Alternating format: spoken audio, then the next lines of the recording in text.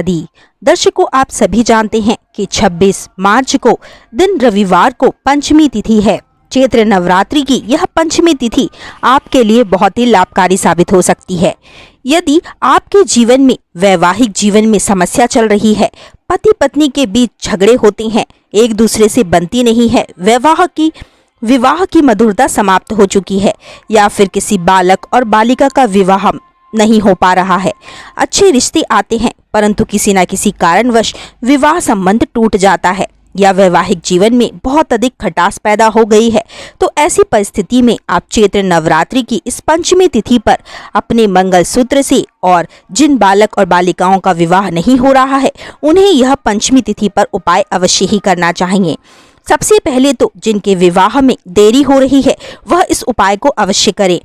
कोई भी बालक और बालिका यदि जिसके विवाह में देरी हो रही है तो पंचमी तिथि पर आपको क्या करना है, एक आम का पल्लव यानी कि एक स्वच्छ साफ आम का पत्ता लेना है। एक बार आप उसे गंगा जल से धो लें। उसके बाद क्या करना है, आप इसे साफ थाली में रखें और इस पर आपको 2 स्वास्तिक बनाने हैं। सबसे पहला स्वास्तिक आपको हल्दी से बनाना है, दूसरा स्वास्तिक आपको कुमकुम से बनाना है। उसके बाद क्या करना है, हल्दी वाले स्वास्तिक पर आपको कुमकुम वाले चावल रखने हैं। कुमकुम में जो थोड़ा सा भिगा कर आप चावल को कर लें, और हल्दी वाले स्वास्तिक पर कुमकुम के चावल रखने हैं और कुमकुम वाले स्वास्तिक पर हल्दी के चावल रखने हैं। अब क्या करना है, आपको जिस भी बालक और बालिका का विवाह नहीं हो रहा है उस बालक और बालिका को हाथ लगाएं, उसका नाम, उसके गोत्र का नाम लेकर नीम के वृक्ष के नीचे माता के नाम से आप अर्पित करा दें। इतना करने मात्र से ही उस बालक और बालिका के विवाह में जो भी देरी आ रही थी वह समाप्त हो जाएगी और जल्द से जल्द ही उनके लिए अच्छा रिश्ता आएगा।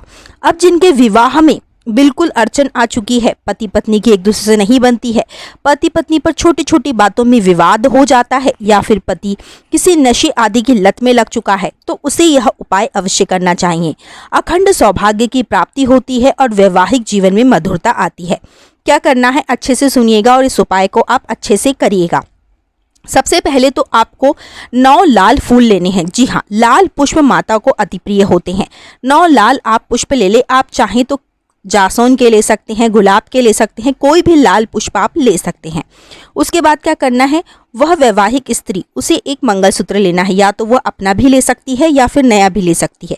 उसे माता के चरणों में अर्पित करना है और उस पर आपको सिंदूर से, कुमकुम से 9 बिंदियां लगानी है माता के चरणों में रखकर। उसके बाद जो 9 पुष्प आपने लिए हैं लाल वाले, वह माता के चरणों में आपको अर्पित करना है और 9 ही दीपक माता के समक्ष आपको जलाने हैं। और यह उपाय आपको शाम के समय करना है। शाम को 6 बजे से लेकर रात्रि 8 बजे के बीच आप इस उपाय को कर सकते हैं। इस उपाय को करने के बाद रात भर जो आपने मंगलसूत्र माता के समक्ष रखा है, 9 जो दीपक जलाए हैं, वहीं पर रहने दे। उसके बाद दूसरे दिन आप उस मंगलसूत्र को पहन सकते हैं। माता का स्मरण कर, माता को प्रणाम कर, आपके जीवन में जो भी समस्याएं थी, जो भी कठिनाई थी, वह समाप्त होगी और इन 9 दिनों में माता आपको अखंड सौभाग्य की प्राप्ति